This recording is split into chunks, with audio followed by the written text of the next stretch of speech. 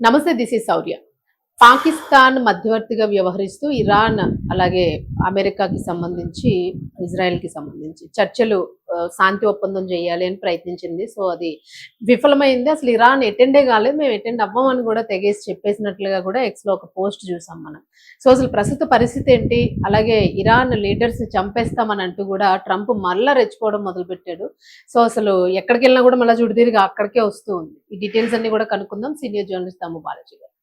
నమస్తే సార్. నమస్తే సార్, మళ్ళా పూర్తిగా స్టోరీ అంతా మొదటికి వచ్చిందని అనుకోవచ్చా?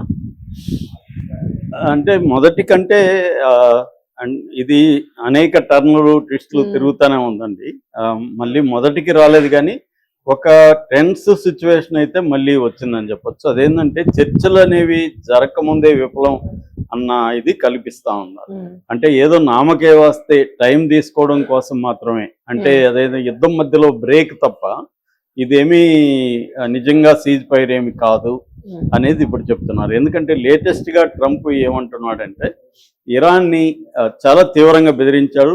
నెగోషియేటర్స్ ఎందుకు బతుకున్నారంటే మాతో చర్చలకు మేము చెప్పినట్టుగా మా కండిషన్లకు ఒప్పుకొని చర్చలకి రావడానికి మాత్రమే నెగోషియేషన్ బతుకున్నారని ఆయన తీవ్ర హెచ్చరిక చేశాడు.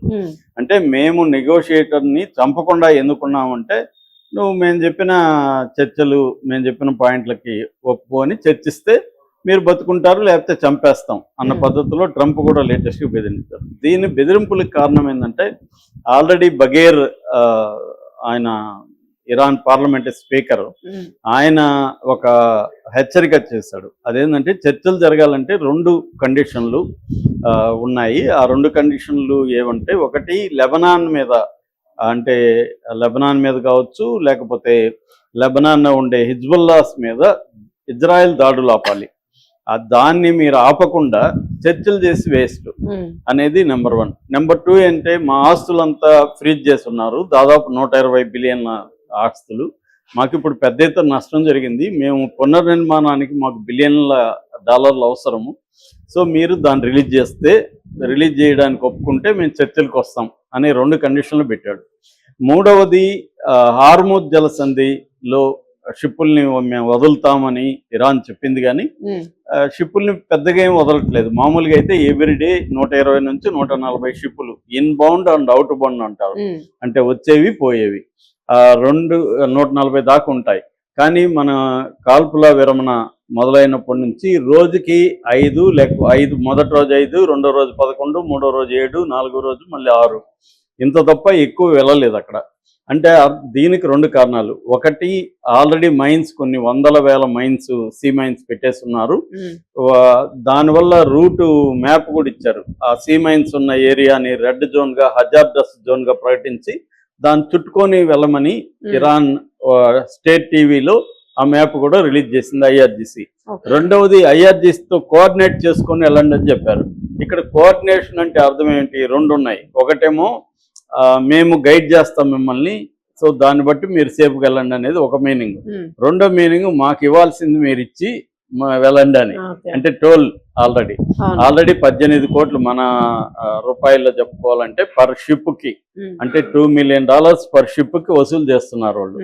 సో దీన్ని ఇప్పుడు ఆపే పరిస్థితి లేదు. ఎందుకంటే ఇరాన్కి ఈ యుద్ధంలో ట్రంప్ బంగారు పల్లెంలో పెట్టి హార్మోజ్ని ఇచ్చినట్టుగా అనమాట. ఇప్పటి వరకు వాళ్ళకి హార్మోజ్ని ఇలా చేయాలనే ఉద్దేశం లేదు. ఇప్పుడు ఇరాన్ మీద యుద్ధం వల్ల ఏమైందంటే వాళ్ళకి లక్కీగా హార్మోజ్ అనేది కలిసి వచ్చింది. ఇది న్యూక్లియర్ వెపన్ కంటే కూడా పవర్ఫుల్. సో దీన్ని ఎవడు ఏమి పీకలేడు అనేది అర్థమైపోయింది వాళ్ళకి. ఇప్పుడు అమెరికా వల్ల అయితే అమెరికా చేయగలిగేది, 40 దేశాలు ఏకమయ్యి దాన్ని ఏదో చేద్దాం అనుకున్నారు అమెరికా కాకుండా. ఆ 40 దేశాలు కూడా ఏమీ చేయలేకపోయారు. ఎందుకంటే అది అటువంటి ఒక ఇది, అది యాక్చువల్గా అయితే అది నేచురల్గా ఏర్పడిన హార్మోజ్. ఇప్పుడు పనామా కానీ సూయజ్ కానీ నేచురల్గా ఏర్పడలేదు. అది బ్రిటిష్ కావచ్చు, అక్కడ పనామా కంట్రీ కావచ్చు, వాళ్ళు తవ్వారు కాబట్టి దాని మీద వాళ్ళ హక్కులు ఉన్నాయి. కానీ ఇది అట్లా కాదు, ఇది నేచురల్ గా ఏర్పడింది, ఇంటర్నేషనల్ వాటర్స్ కాబట్టి దీనికి ఎవరి మీద హక్కులు లేవు మామూలుగా అయితే.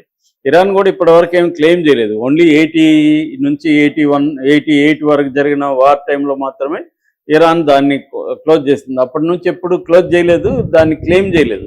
ఈవెన్ ఒమన్ సదరన్ వైపు ఒమన్ ఉంటుంది, నార్థన్ వైపు ఇరాన్ ఉంటుంది హార్మూజ్. కానీ ఇప్పుడు యుద్ధం వల్ల వాళ్ళ దగ్గర ఇప్పుడు శత్రువులతో పోరాడాలన్నప్పుడు, ఒకసారి యుద్ధం వచ్చినప్పుడు ఏ ఆయుధం దొరికితే ఆయుధంతో పోరాడతారు. ముఖ్యంగా బలహీనులు అసిమెట్రిక్ వార్ఫేర్ అంటారు. అంటే కన్వెన్షనల్ వార్ఫేర్లో గెలవలేనప్పుడు వేరే రకమైన ఏమున్నాయని చూస్తారు. ఎకనామిక్ వార్ఫేర్, ఎనర్జీ వార్ఫేర్ దాంట్లోకి ఇరాన్ దిగింది. సో ఇప్పుడు హార్మూజ్ని ఇప్పటికి కూడా వాళ్ళు కంప్లీట్గా చేయలేకపోతున్నారు. దీనికి ట్రంప్ హుంకరిస్తున్నాడు, గేంకరిస్తున్నాడు. కానీ అవన్నీ బుడ్డ బెదిరింపులు అనేది ఇప్పుడు ప్రపంచానికి అర్థమైపోయింది. ఇతనేమీ చేయలేడు, ఒట్టి బెదిరింపులు తప్ప అనేది తెలిసిపోయింది. హార్మూజ్ విషయంలో బాంబులు కాకపోతే వేయచ్చు, లేదా నిజంగానే నాయకులను చంపదలుచుకుంటే పెద్ద విషయం కాదు, ట్రంప్కి చంపేస్తాడు. కానీ దానివల్ల ఏం లాభం? ఒక నాయకుడు పోతే ఇంకొక నాయకుడు రెడీగా ఉన్నాడు ఇరాన్లో. వాళ్ళు ఏంటంటే ఇవన్నీ కూడా 25 ఏళ్లకు ముందే ఊహించి మనల్ని ఎప్పుడైనా చంపచ్చు అని చెప్పి వాళ్ళు పిరమిడ్ సిస్టమ్ ఉంటుంది. మామూలుగా మిలిటరీ కానీ జనరల్గా పొలిటికల్ లీడర్షిప్ కానీ పిరమిడ్ ఆకారంలో ఉంటది. అంటే ఒక టాప్ ఉంటారు, వాళ్ళ కింద ఉంటారు, అలాగలాగా కింది స్థాయి వరకు లీడర్షిప్ ఉంటుంది. పైన తలగొట్టేస్తే పిరమిడ్ కింద పడిపోతుంది మామూలుగా అయితే.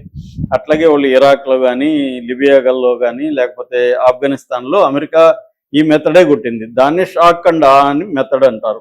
అంటే ఒక షాక్ చేసి, ఒక భయభ్రాంతం చేసి క్విక్గా సక్సెస్ అవ్వడం. మొన్న వెనజులాలో కూడా అదే ప్రెసిడెంట్ ఎత్తేసారు, మొత్తం దేశం సరెండర్ అయిపోయింది.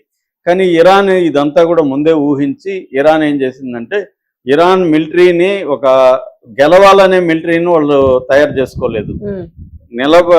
శత్రువు దాడిని తట్టుకొని నిలబడే విధంగా వాళ్ళు రూపొందించుకో. వాళ్ళకి తెలుసు మనం ఎప్పటికీ అమెరికాని గెలవలేము, కానీ మనం కంప్లీట్గా పడిపోకుండా ఉండాలంటే, అమెరికా స్ట్రాటజీలకి వ్యతిరేకంగా మనం నిలబడాలంటే మనం ఏం చేయాలి అని ఆలోచించి వాళ్ళు ఒక డిఫీజ్ సిస్టమ్, మొజాయిక్ సిస్టమ్ని వాళ్ళు ఏర్పాటు చేసుకున్నారు.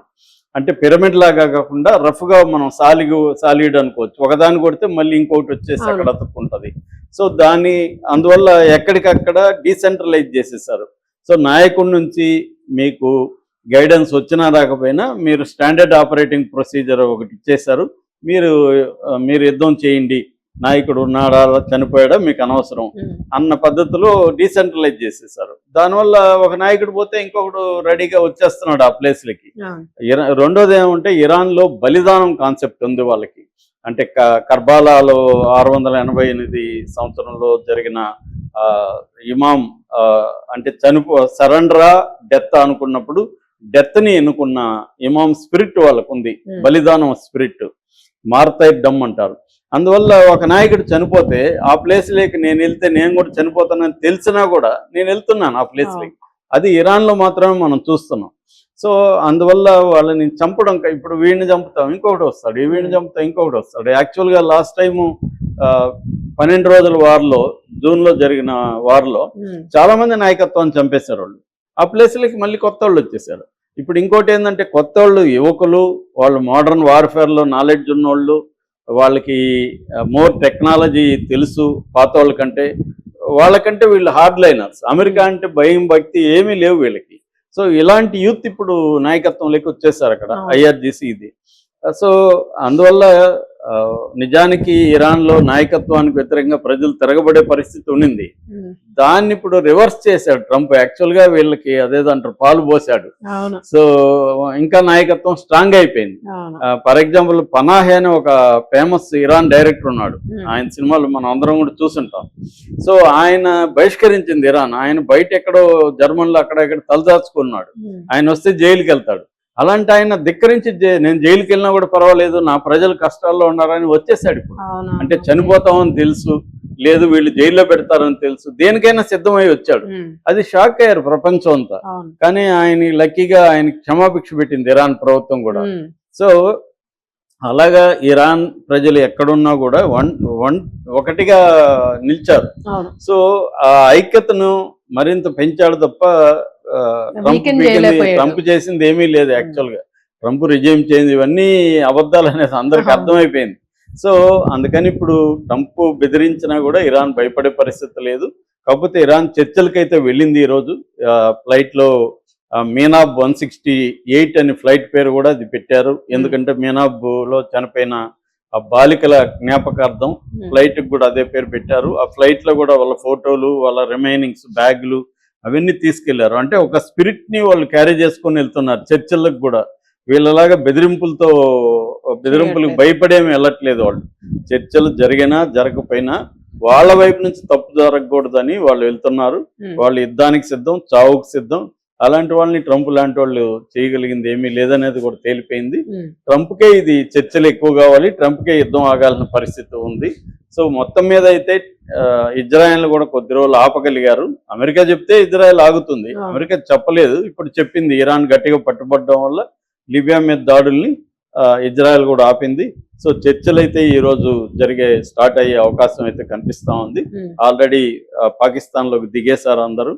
సో ఇప్పుడు ఏం జరుగుతుందని చూడాలి. చర్చల మీద ఎవరికి నమ్మకం లేదు కానీ ఒక్కోసారి చెప్పలేము కూడా. ఒక్కోసారి ఎందుకంటే అవసరాలను బట్టి, ఇప్పుడు ట్రంప్కి అవసరం కాబట్టి పైకి ఎన్ని బుడ్డ బెదిరింపులు బెదిరించినా అతను తగ్గక తప్పదు.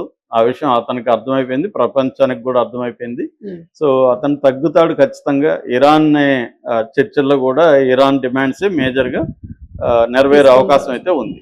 Right, thank you sir.